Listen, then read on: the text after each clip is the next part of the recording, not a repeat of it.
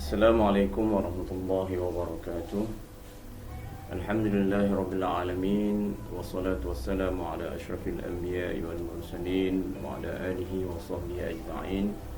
Rabbi shrah li sadri wa yassir li amri wahlul 'uqdatam min lisani yafqahu qawli. Subhanaka la 'ilma lana illa ma 'allamtana innaka antal 'alimul hakim. La haula wa la quwwata illa billahil 'aliyyil 'azim. Amma ba'd. Yang saya kasihi, saya hormati semua para pendengar, khususnya kepada seluruh para pelajar Sekolah Kebangsaan Subang Bestari. Semoga pada pagi ini kita semua sentiasa dalam rahmat Allah dan dalam perlindungan daripada Allah Subhanahu Wa Taala. Dan pada pagi ini mudah-mudahan kita dapat melaksanakan, memulakan hari kita pada pagi ini dengan sebaik-baiknya.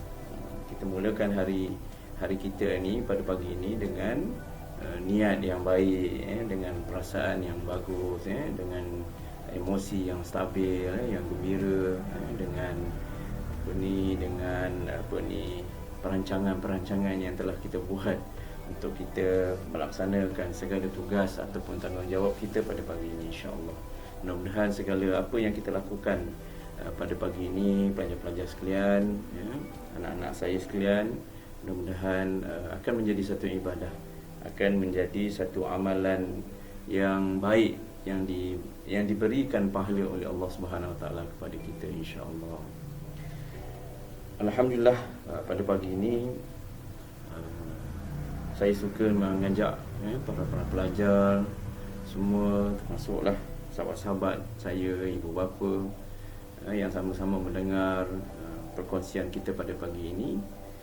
Kita melafazkan rasa syukur, kita menghadirkan rasa kesyukuran kita kepada Allah Subhanahu Wa Taala sebagai seorang hamba yang dijadikan oleh Allah Subhanahu Wa Taala. Sudah tentulah kita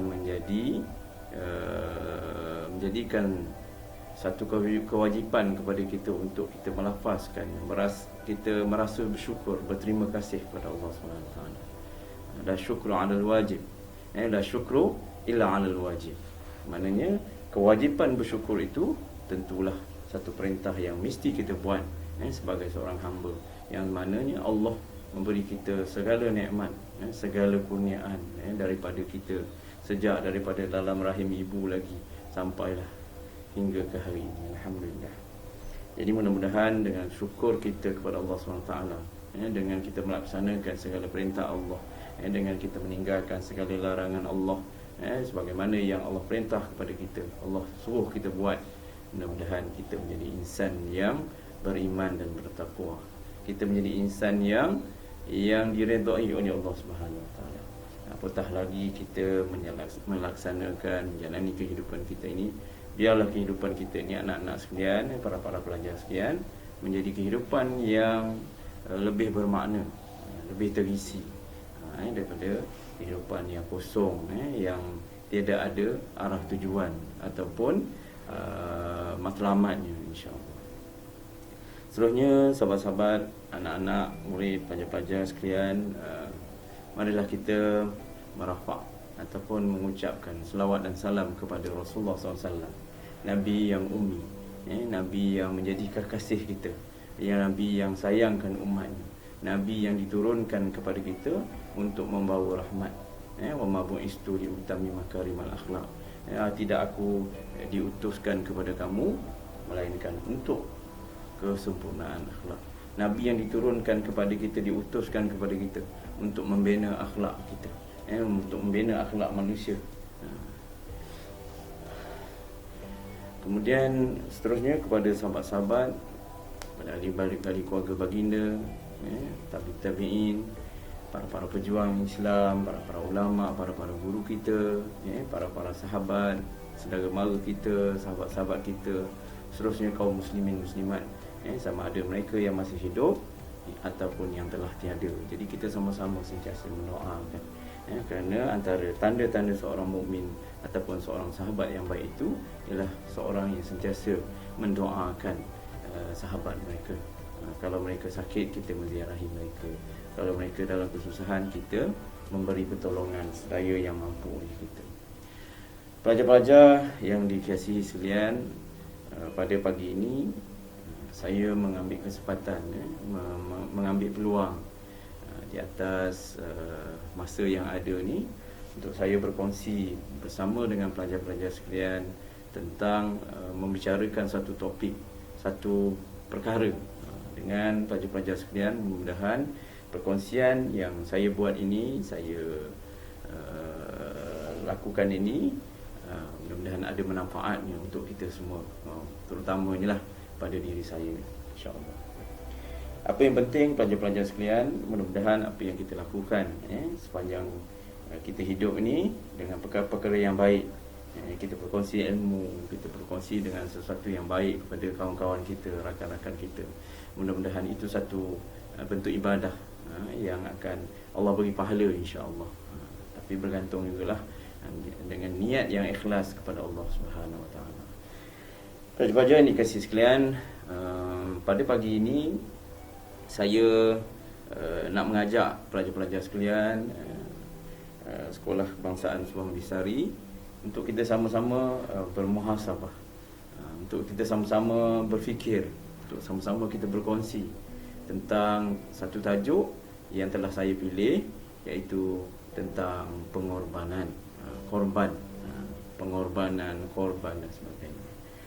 Baik, pelajar-pelajar yang dikasihi sekalian, bila disebut tentang pengorbanan ataupun korban ni, kalau kita melihat daripada definisinya, definisinya menurut Kamus Dewan, pengorbanan itu bermaksud penyerahan kita, penyerahan ataupun pemberian kita terhadap satu perkara. Kalau dilihat daripada konteks hukum syarak, korban ini bermaksud sesuatu penyembelihan dengan tujuan kita memberi kepada, kita mempersembahkan kepada Allah SWT dengan hati yang ikhlas. Contohnya kita berkorban, korban, membuat korban, binatang korban. Itu antara definisi yang boleh dilihat dalam kamus lah. Kemudian lain, korban juga bermaksud kita memberikan sesuatu dengan hati yang ikhlas kepada orang lain, mengorbankan tenaga, mengorbankan harta benda untuk kepentingan seseorang, untuk kepentingan sesebuah negara, dengan hati yang bulat, dengan hati yang jujur dan ikhlas. Itu juga boleh maksud korban. Sebab itulah kita selalu mendengar perkataan korban ni, berkorban, korban, terkorban, mengorbankan dan sebagainya. Bagaimana lagu Piramli, berkorban apa saja, harta ataupun nyawa. Jadi kita mengorbankan sesuatu untuk kepentingan orang lain, untuk kebaikan orang lain. Baik, sebagaimana yang saya telah sebut tadi, pelajar-pelajar sekalian, bahawa korban juga bermaksud kita melakukan penyembelihan, kita sembelih binatang korban dengan tujuan kita menginfakkan binatang korban tu kepada pihak yang lain, terutamanya fakir miskin lah, kerana mengikuti perbuatan yang mulia, yang dikasihi Nabi Ibrahim AS. Nabi Ibrahim AS telah melakukan satu peristiwa besar, mengorbankan anaknya untuk disembelih. Tapi di akhirnya Allah gantikan dengan kibas. Bagaimana Nabi Ibrahim sanggup berkorban nyawa, berkorbankan anaknya untuk membuktikan bahawa ketaatan dia kepada Allah Subhanahu Wa Taala. Jadi pelajar-pelajar yang dikasihi sekalian, kemudian kalau kita melihat daripada definisi yang lain, dalil yang terdapat dalam tentang korban juga ada dalam hadis, dan juga dalam Al-Quran. Dalam Al-Quran Allah menyebutkan, a'udzubillahi minasyaitonirrajim, bismillahirrahmanirrahim, fasalli li rabbika wanhar, dan maka bersolatlah terhadap Tuhan kamu, dan selepas itu maka berkorban ataupun sembelihlah binatang korban. Itu antara dalil yang terdapat dalam Al-Quran. Kemudian berdasarkan hadis Nabi SAW, hadis yang diriwayatkan oleh Muslim, bahawa Rasulullah SAW bersama dengan para sahabat, para sahabat telah meriwayatkan bahawa pada satu hadis yang diriwayatkan oleh Jabir bin Abdullah, bahawa beliau menceritakan bahawa kami berkorban bersama Rasulullah SAW pada tahun perjanjian Hudaibiyah. Perjanjian Hudaibiyah, tahu kan anak-anak? Perjanjian Hudaibiyah ni berlaku di awal pembukaan Makkah, pada awal zaman Fajrul Islam lah. Jadi pada tahun tersebut, perjanjian tersebut berlakunya satu peristiwa antara lain ialah pengorbanan ataupun melakukan sembelihan. Jadi para sahabat bersama dengan Rasulullah SAW telah menyembelih seekor unta, yang disebut sebagai badanah, unta gemuk, untuk dibagikan 7 bahagian seekor unta. Kemudian para sahabat juga telah melakukan korban penyembelihan untuk lembu untuk dibagikan kepada 7 bahagian. Jadi sebenarnya kalau kita tengok daripada kisah korban ni juga ialah satu pengorbanan yang dilakukan mengikut perbuatan Nabi Ibrahim AS. Kemudian kalau kita tengok penyembelihan ataupun korban juga berlaku sebelum datangnya Islam di kota Makkah tu sendiri. Tetapi binatang yang dikorbankan, yang disembelih tu dipersembahkan kepada Tuhan ataupun dewa-dewa, ataupun yang dipanggil sebagai Lata dan Uzza, patung-patung yang terdapat di keliling Makkah. Ini yang berlaku sebelum Islam lah. Tapi bila datangnya Islam, Rasulullah tetap meneruskan peristiwa korban ni, dengan melakukan korban dengan tujuan yang betul, iaitu mempersembahkan korban bukan kepada dewa, bukan kepada berhala-berhala yang terdapat di Mekah, tetapi kepada pencipta kita, iaitu Allah Subhanahu Wa Taala. Jadi kalau ikut daripada periwayatannya, korban ni juga merupakan satu pensyariatan lah, disyariatkan dalam Islam berdasarkan daripada dalil yang saya sebutkan tadi, daripada dalil Al-Quran dan juga dalil hadis. Kemudian kita tengok juga bahawa bila sebut tentang korban ni, pelajar-pelajar sekalian, korban ni telah disyariatkan pada tahun kedua Hijrah. Itu segi sejarahnya lah, supaya kita fahamlah. Baik, bila cerita tentang korban ataupun sejarah korban, tentulah kita melihat daripada skop yang lebih luas lagi. Antaranya ialah hikmah tentang korban.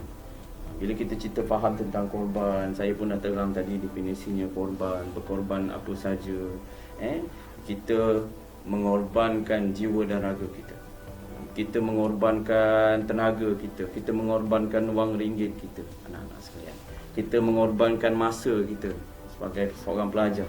Apa yang boleh kita lakukan sekarang ni? Apa tugas kita? Tugas kita tentulah kita mengorbankan masa kita. Mengorbankan masa kita. Kita nak main pun tak boleh kan. Kalau ikutkan hati kita nak main je sepanjang masa. Kalau boleh nak main game je kan. Kita nak main badminton, kita nak main basikal, sesuatu yang menyeronokkan, yang tidak pun meletihkan, tidak perlukan pada berfikir. Kita aktif kan. Tapi kita perlu korbankan masa. Bukan kita tak boleh main, boleh. Kita boleh, bukan kita tak boleh riyadhah, boleh. Tapi kita memilih masa yang betul. Ada masa-masa yang telah ditetapkan, ikut masa yang betul lah. Jadi pengurusan masa perlu dijaga. Jadi bila cerita tentang berkorban, anak-anak sekalian, pelajar-pelajar sekalian, tentulah kita hendak menjadi orang yang dapat memberi ataupun mengorbankan. Bukan jadi orang yang terkorban, terkorban jiwa dan raga. Kenapa? Kerana cinta kepada seseorang. Itu salah lah. Terkorban jiwa dan raga kerana minat yang mendalam, mati sia-sia. Contohnya, minat sangat berlumba motosikal secara haram di jalan raya, akhirnya terkorban jiwa, terkorban nyawa. Itu sia-sia lah. Tetapi erti korban yang hendak kita kongsikan pada hari ini ialah korban yang betul-betul bermakna. Korban yang mendatangkan pahala. Korban yang menunjukkan jiwa raga kita. Kita berkorban berdasarkan keimanan dan ketakwaan kita kepada Allah SWT. Korban yang mendatangkan pahala. Korban sebagai amal soleh kita kepada Allah SWT. Jadi pelajar-pelajar sekalian, tentulah bila cerita tentang korban ni, banyaklah benda-benda ataupun perkara-perkara yang boleh kita fokuskan. Kita nak menjadi orang yang berguna, kita nak menjadi orang yang boleh memberi manfaat kepada orang yang lain. Khairun nas ma yanfa'uhum nas. Maknanya orang yang sebaik-baik manusia itu ialah orang yang boleh memberi manfaat, ma yanfa'un nas, boleh memberi manfaat kepada manusia yang lain. Bukanlah menjadi sebaik-baik manusia itu memberi mudarat kepada orang lain. Jadi tuan-tuan ataupun pelajar-pelajar yang dikasihi sekalian, pada hari ini saya bicarakan tentang pengorbanan. Kita berkorban masa, tenaga, berkorban tentang wang ringgit, berkorban tentang fikiran kita, berkorban tentang tenaga, macam dalam konteks kita pelajar-pelajar sekalian, sebagai seorang pelajar, berkorban masa mencari ilmu sebanyak-banyaknya, berkorban masa mencari pengalaman sebanyak-banyaknya, berkorban tenaga membantu ibu dan ayah, berkorban tenaga membantu orang-orang, kawan-kawan yang susah, yang memerlukan pertolongan. Jadi bila kita cerita tentang korban, tentulah jiwa yang baik, peribadi yang baik itu dia akan melahirkan sifat-sifat yang baik. Bila hati yang baik, pelajar-pelajar sekalian, dia akan melahirkan sifat-sifat yang baik. Jadi peribadi hati yang baik inilah yang nak kita bina. Sempena dengan kita berbicara tentang korban ni, kita nak jadikan orang ni, nak jadikan diri kita ni orang yang punya hati yang baik. Daripada hati yang baik, dia dapat mengorbankan, dia dapat memberi pertolongan, dia dapat memberi sedekah, dia dah boleh membantu fakir miskin, dia boleh memberi manfaat kepada manusia yang lain, dia boleh menasihati kawan kalau melakukan kesalahan. Kemudian dia boleh menerima keteguran dan nasihat kalau kawan-kawan menegur dia dan sebagainya. Jadi tentulah menjadi orang yang sanggup berkorban ni bukan sesuatu yang senang. Orang yang betul-betul faham tentang konsep pengorbanan ni, korban, berkorban masa dan tenaga. Jadi pelajar-pelajar yang dikasihi sekalian, bila kita cerita tentang korban, tentulah semangat korban yang telah ditunjukkan oleh Nabi Ibrahim AS dalam kisahnya yang sangat hebat dalam sejarah manusia, dalam sejarah Islam. Bagaimana Nabi Ibrahim ni Allah sehingga digelar sebagai Khalilullah, kekasih Allah. Allah uji dia berbagai-bagai ujian. Allah datangkan perintah, bagaimana dia memerintahkan untuk meninggalkan anaknya yang masih kecil, setelah lama berkahwin dengan Siti Sarah, tapi tak dapat anak, sehinggalah satu hari dia pergi ke Mesir. Maharaja Mesir telah mengurniakan kepada dia hamba perempuan yang bernama Hajar. Bila mana bersama dengan Hajar, daripada Hajar dapatlah dia anak yang bernama Nabi Ismail alaihissalam. Kemudian setelah tu barulah Siti Sarah Allah berikan anak walaupun umurnya dah lewat. Tapi nak cerita kat sini tuan-tuan, pelajar-pelajar yang dikasihi sekalian, bagaimana kisah yang berlaku kepada Nabi Ibrahim alaihissalam yang datuk kepada Rasulullah SAW. Nabi Ibrahim ni untuk pengetahuan pelajar-pelajar sekalian, supaya yang lupa kita ingatkan kembali. Nabi Ibrahim AS yang disebut sebagai Khalilullah, dia digelar sebagai bapa para nabi, para rasul dan para nabi. Kerana daripada zuriat dia lah berkembangnya bangsa Arab dan bangsa Yahudi. Daripada Siti Hajar lahirnya Nabi Ismail alaihissalam, dan daripada zuriat Nabi Ismail alaihissalam maka lahirlah suku Arab, bangsa Arab yang telah menetap di tanah Hijaz. Kemudian daripada isteri Nabi Ibrahim yang bernama Sarah tadi, lahirnya Nabi Ishak, dan daripada Ishak Yaqub, Yusuf, Ayub, Shu'aib, sehinggalah seterusnya yang mewakili Bani Israel ataupun bangsa Yahudi. Jadi kalau kita tengok daripada sudut sejarahnya pelajar-pelajar sekalian, bahawa kedua-dua bangsa ini merupakan ada pertalian. Pertalian yang satu datangnya daripada bapa yang satu, iaitu Nabi Ibrahim alaihissalam. Jadi kalaulah bangsa Arab dan bangsa Yahudi ni memahami hakikat keturunan mereka yang sebelum ini, yang sebenar-benarnya, mereka mendalami dengan sebenar-benarnya, maka sekarang ni mereka tak akan bergaduh. Mereka akan berdamai kerana mereka datang daripada bangsa yang satu, bapa yang satu. Bahkan kalau kita tengok persamaan antara bahasa Arab dengan bahasa Ibrani itu banyak persamaan, banyak persamaan. Tapi pagi ini bukanlah saya nak bercerita dengan pelajar-pelajar sekalian. Perkongsian saya bukanlah kita nak cerita tentang sejarah. Tapi apa yang kita nak kongsikan kepada pelajar-pelajar sekalian tentang peristiwa yang berlaku kepada Nabi Ibrahim AS. Sebagaimana yang disebutkan dalam buku-buku sejarah ini daripada karangan-karangan para sejarawan, para ulama, para ulama tentang yang mengarang buku-buku sejarah, buku-buku tarikh, menceritakan bahawa Nabi Ibrahim AS mengorbankan nyawa anaknya ketika mana datangnya perintah Allah Subhanahu Taala kepada Nabi Ibrahim, wahai Nabi Ibrahim, maka sembelihlah anak kamu. Sembelihlah anak kamu. Siapa anak Nabi Ibrahim, pelajar-pelajar sekalian? Nabi Ismail AS. Bayangkan pelajar-pelajar sekalian, Nabi Ismail, zuriat Nabi Ibrahim yang telah ditunggu sekian lama, kemudian masa kecil ditinggalkan di bumi Bakkah, antara dua lembah, dua kawasan lembah yang dua bukit, kawasan yang dikelilingi oleh bukit-bukit yang kering kontang. Allah perintahkan untuk tinggal di situ. Ditinggalkan Siti Hajar bersama dengan Ismail yang masih merah. Bayangkan pelajar-pelajar sekalian, betapa beratnya ujian yang Nabi Ibrahim dapat, perintah daripada Allah Subhanahu Wa Taala. Tapi memandangkan Nabi Ibrahim seorang yang taat, seorang hamba Allah yang bertakwa, yang beriman kepada Allah SWT, bahkan beliau seorang nabi, seorang rasul. Nabi Ibrahim mentaati perintah Allah, ditinggalkan anaknya dan isterinya dengan hati yang berat sambil berdoa kepada Allah SWT, mudah-mudahan Allah dapat memelihara mereka. Kemudian setelah bertemu dengan Nabi, setelah sekian lama, panjanglah cerita dia, sampailah Nabi Ismail ni, Siti Hajar berlari ke depan, ke belakang, ke kanan, ke kiri, mencari air.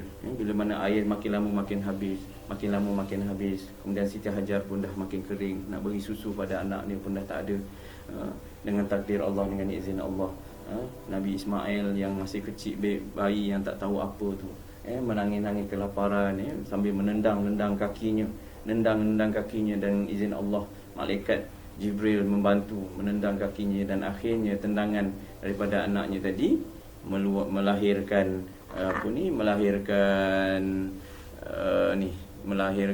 air yang mengalir kepada Nabi Ibrahim, memancar air daripada tanah yang gersang itu tadi, lahir kepada Nabi, lahir daripada kaki Nabi Ismail. Begitu hebatnya mukjizat yang Allah berikan kepada mereka. Ini berkat takwa, berkat taatkan perintah Allah Subhanahu Wa Taala. Akhirnya daripada sumber tendangan kaki Nabi Ismail yang kecil tadi, memancur-mancurlah air. Maka Nabi Siti Hajar melihat ada air di waktu itu, Nabi Siti Hajar segera mengepung air sambil berkata zam zam zam zam zam. Jadi itu antara satu peristiwa yang berlaku.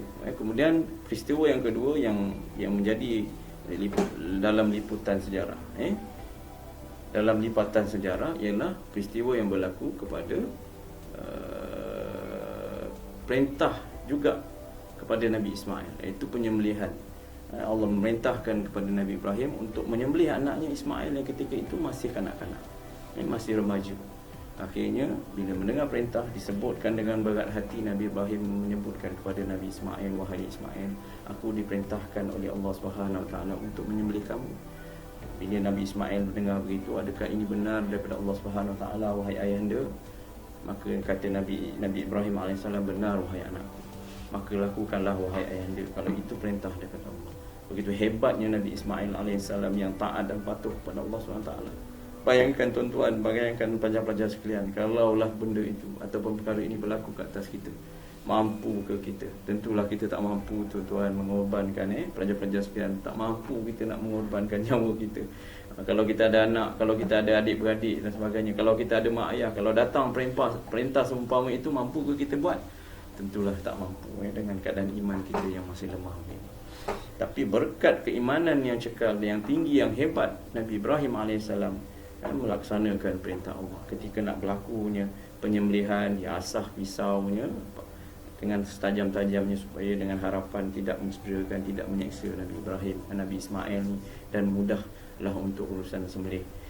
Dan ketika mana dibaringkan Nabi Ismail memanjang wajah ayahnya sambil berkata, wahai ayahanda, janganlah ragu-ragu lagi, lakukanlah dengan izin Allah.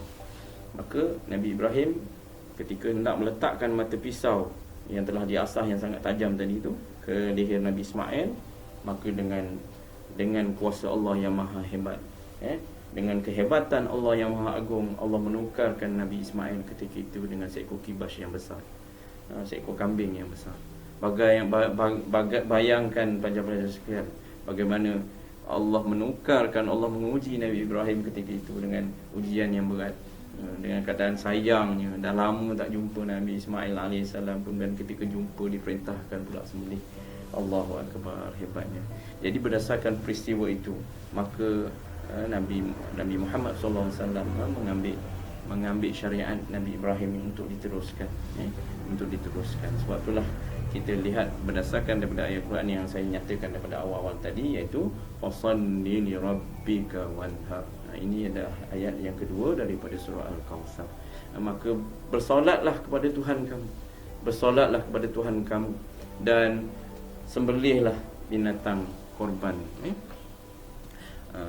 Jadi pelajar-pelajar sekalian, semoga kisah yang telah saya sebutkan secara ringkas ni kepada pelajar-pelajar sekalian boleh kita bayangkan pengorbanan yang dilakukan oleh Nabi Ibrahim AS kepada Allah Subhanahu Wa Taala.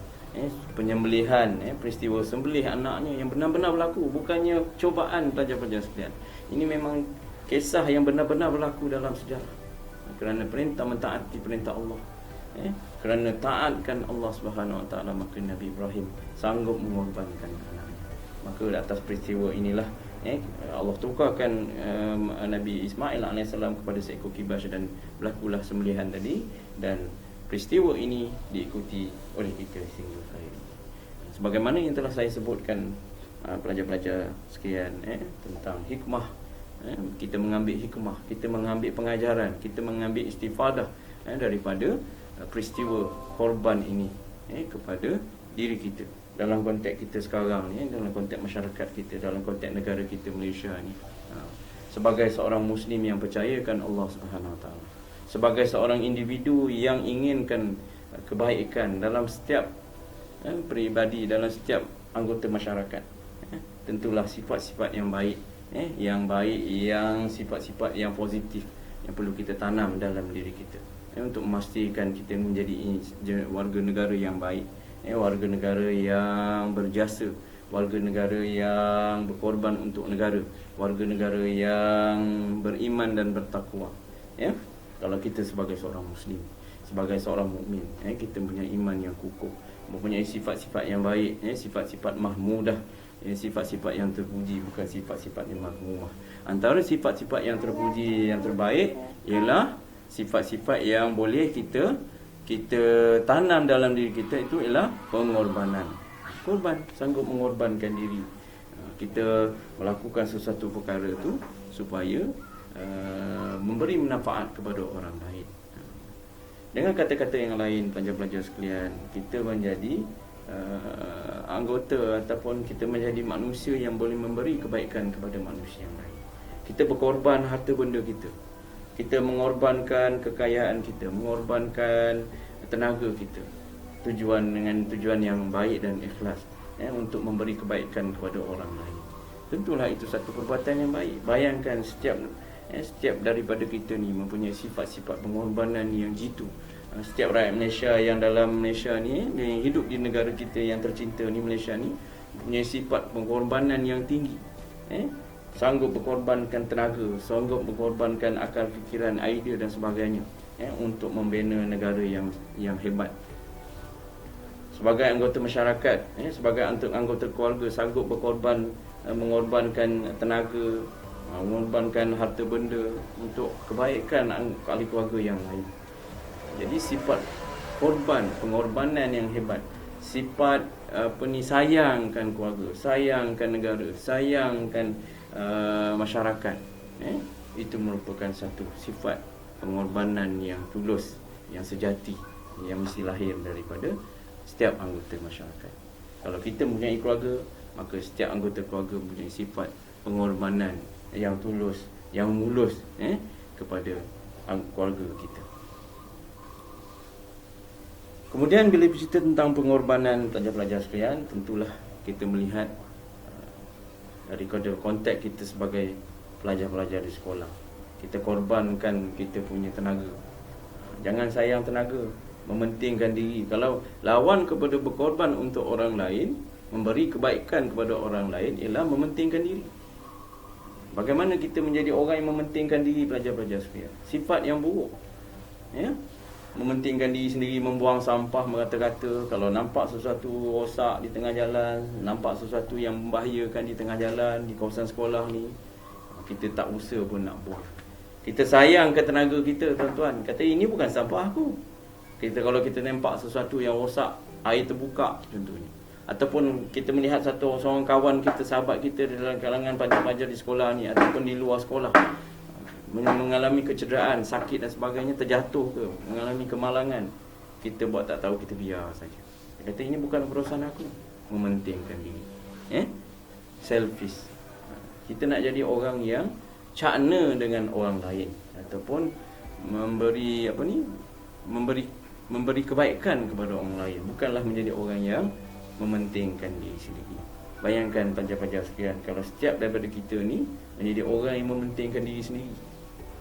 Jiran di sebelah pun kita tak kenal, kita tak kenal pun, biarlah, itu bukan urusan aku. Siapa nama dia, siapa anak dia, siapa nama kerja apa di mana, dia kata itu bukan aku punya urusan.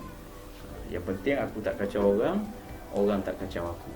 Bayangkan pelajar-pelajar sekalian, kalaulah setiap masyarakat yang ada di Malaysia ni bersikap mementingkan diri sendiri, tak kisahkan orang lain, apa akan jadi kalau berlaku sesuatu keburukan ataupun berlaku satu kecelakaan atau musibah yang berlaku di sebelah, bahkan tak tahu pun. Itu yang kita takut, pelajar-pelajar yang dikasihi sekalian. Jadi untuk membina sifat yang baik, pelajar-pelajar sekalian, bermula daripada diri kita, pelajar-pelajar sekalian. Kita mengambil iktibar dari peristiwa yang berlaku, tentang peristiwa pengorbanan, pengorbanan daripada Nabi Ibrahim AS yang telah saya ceritakan tadi. Pengorbanan, kemudian kita perluaskan lagi konsep pengorbanan, berkorbannya anggota masyarakat, anggota tentera kita, sejak daripada dulu lagi datuk nenek moyang kita, para anggota perjuangan, prajurit kita yang mengorbankan nyawa, membebaskan tanah air kita daripada penjajahan komunis, penjajahan British, penjajahan Portugis, penjajahan Belanda. Mereka mengorbankan nyawa mereka, pelajar-pelajar sekalian. Bayangkan kalau masing-masing takut nak mengorbankan nyawa, apa akan jadi pada negara kita. Jadi kita menghargai jasa mereka, titik peluh mereka, titisan darah mereka yang tumpah ke bumi yang bertuah ini, pelajar-pelajar sekalian.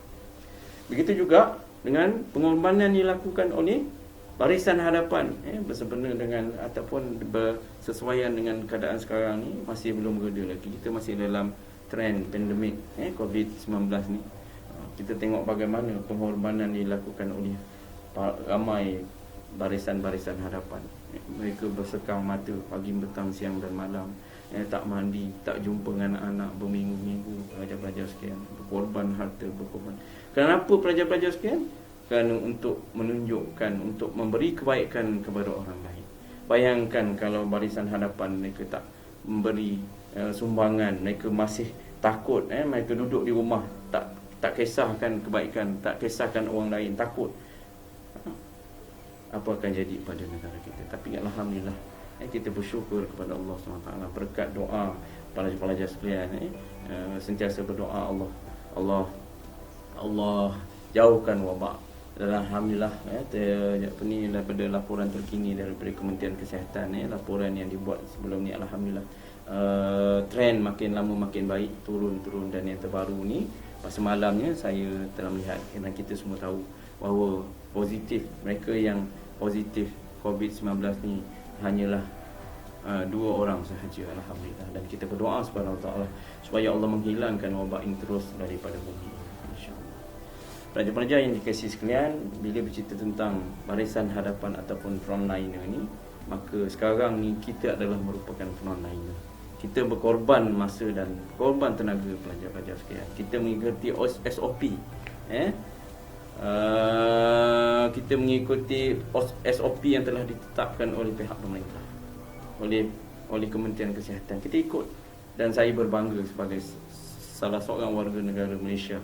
Saya berbangga dengan masyarakat kita, yang nampaknya baik, sangat bagus, berdisiplin dan mengikuti segala peraturan yang telah ditetapkan dengan baik.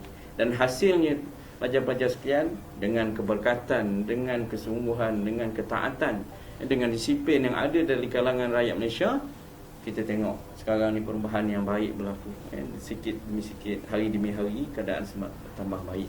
Walau bagaimanapun pelajar-pelajar sekalian, kita tidak boleh bersenang ataupun berlapang ataupun berasa lega. Kita kena sentiasa bersedia, sentiasa berjaga-jaga.